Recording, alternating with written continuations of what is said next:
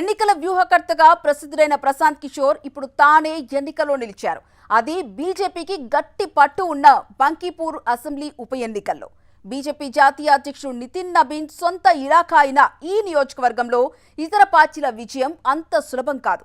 అయితే దేశంలో తాజా రాజకీయ పరిణామాలు తనకి కలిసి వస్తాయన్న ఆశాభావంతో ఉన్నారు ప్రశాంత్ కిషోర్. బీజేపీ అభ్యర్థి నీరజ్ కుమార్ సిన్హా విజయంపై ధీమాతో ఉన్నారు.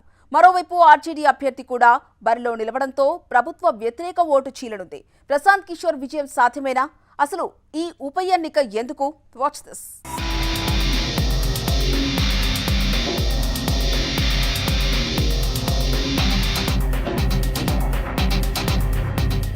దేశవ్యాప్తంగా 3 రాష్ట్రాల్లోని 3 అసెంబ్లీ నియోజకవర్గాలకు ఉప ఎన్నికలు జరుగుతున్నాయి. బీహార్లోని బంకీపూర్, గుజరాత్లోని మంజల్పూర్, మధ్యప్రదేశ్లోని దతియా అసెంబ్లీ స్థానాలకు గురువారం పోలింగ్ జరుగుతుండగా ఓట్ల లెక్కింపు ఆగస్టు 3న జరగనుంది. ఈ ఉప ఎన్నికల్లో బంకీపూర్ దేశ ప్రజలందరి దృష్టిని ఆకర్షిస్తోంది. గతంలో ఈ నియోజకవర్గానికి బీజేపీ జాతీయ అధ్యక్షుడు నితిన్ నబీన్ ప్రాతినిధ్యం వహించేవారు. ఆయన రాజ్యసభకు ఎన్నిక కావడంతో ఉప ఎన్నిక అనివార్యమైంది. బీజేపీకి బంకీపూర్లో మంచి పట్టుంది.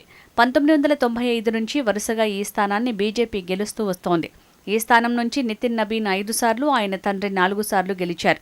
దీంతో ఈ సీటును మళ్లీ బీజేపీ గెలుచుకోవటం నల్లేరు మీద నడికే అని చెప్పక తప్పదు. అయితే ఇక్కడి నుంచి ఓ కీలక నాయకుడు ప్రత్యర్థిగా మారారు.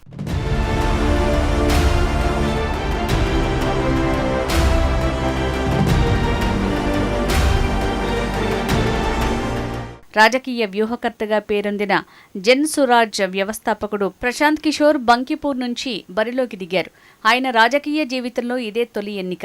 ఇక్కడ ఆయన బీజేపీ అభ్యర్థి నీరజ్ కుమార్ సిన్హాను ఢీకొనబోతున్నారు. ఈ స్థానాన్ని నిలబెట్టుకోవడానికి బీజేపీ పూర్తి స్థాయిలో ప్రచారం నిర్వహించింది. ముఖ్యమంత్రి సామ్రాట్ చౌదరి, కేంద్ర మంత్రులు గిరిరాజ్ సింగ్, నిత్యానంద్ రాయ్, ఎంపీ రవిశంకర్ ప్రసాద్ సహా పలువురు సీనియర్ నేతలు ప్రచారంలో పాల్గొన్నారు. ఇక్కడి నుంచి ఆర్జేడీ అభ్యర్థి రేఖా కుమారి గుప్తాతో సహా మొత్తం 25 మంది అభ్యర్థులు బరిలో ఉన్నప్పటికీ ప్రధాన పోటీ బీజేపీ అభ్యర్థి నీరజ్ కుమార్ సిన్హా, జన్సురాజ్ అధినేత ప్రశాంత్ కిషోర్ మధ్య కొనసాగనుంది. ఈ ఉప ఎన్నిక రాజకీయ బలాబలాలను అంచనా వేయటమే కాకుండా ఆయా రాష్ట్రాల్లో భవిష్యత్తు రాజకీయ సమీకరణాలపై కూడా ప్రభావం చూపే అవకాశం ఉందని భావిస్తున్నారు.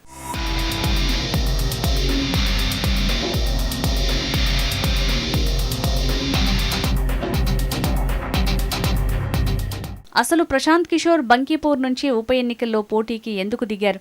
దీనికి ఆసక్తికర కారణాలు చెప్తున్నారు. బీజేపీకి బలమైన కోటలోనే పోటీకి దిగటం ద్వారా తన రాజకీయ బలాన్ని నిరూపించుకోవాలని ఆయన భావిస్తున్నారు. ఈ ఉప ఎన్నికను ప్రభుత్వ పనితీరుకు రెఫరెండంగా ఆయన అభివర్ణిస్తున్నారు. బంకీపూర్లో పలు సర్వేల ప్రకారం బీజేపీకి అనుకూలంగా ఉన్నప్పటికీ ఇటీవలి పరిణామాలు ప్రశాంత్ కిషోర్కి కలిసి వచ్చే అవకాశం ఉన్నట్టు తెలుస్తోంది. 2025 బీహార్ అసెంబ్లీ ఎన్నికల్లో జన్సురాజ్ ఓడిపోయినా ఈ ఉప ఎన్నిక ద్వారా ఉనికి చాటుకోవాలని భావిస్తున్నారు. ప్రధాన ప్రతిపక్షం ఆర్జేడీ ఓటు బ్యాంకు క్షీణించినట్టు భావిస్తున్నారు. ప్రశాంత్ కిషోర్ తన ప్రచారంలో భోజ్పూర్ ఎన్కౌంటర్, నీట్ పరీక్షలు, టెండర్ల కుంభకోణం, నిరుద్యోగం, అవినీతి వంటి తీవ్రమైన సమస్యలను లేవనెత్తారు. ఈ అంశాలు తనకు కలిసొస్తాయని భావిస్తున్నారాయన.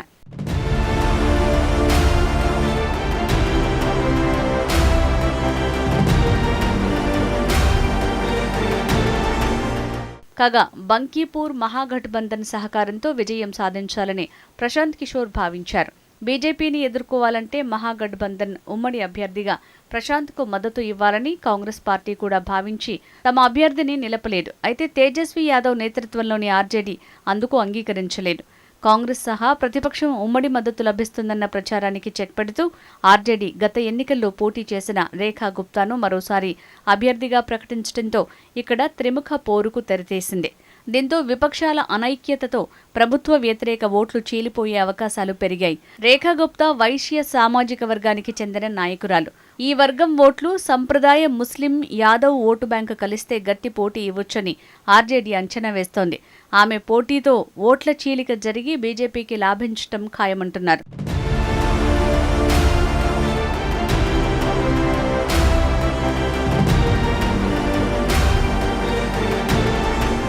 బంకీపూర్ నియోజకవర్గంలో 3.91 లక్షల ఓటర్లలో కాయస్థ ఓటర్లు ప్రభావవంతమైన వర్గంగా పరిగణిస్తారు.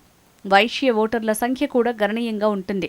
కాయస్థుల ఓట్ల సంఖ్య దాదాపు 65,000 ఉంటుందని అంచనా. యాదవ్ ఓటర్లు 12%తో రెండో స్థానంలో ఉండగా ముస్లింలు 10%, చంద్రవంశీయులు 9%, వైశ్యులు 9%, దళితులు 8%, భూమిహార్ 7%, బ్రాహ్మణులు 7%, రాజపుత్రులు 5%, కుర్మీలు 5%, కుష్వాహాలు 3% ఉన్నారు.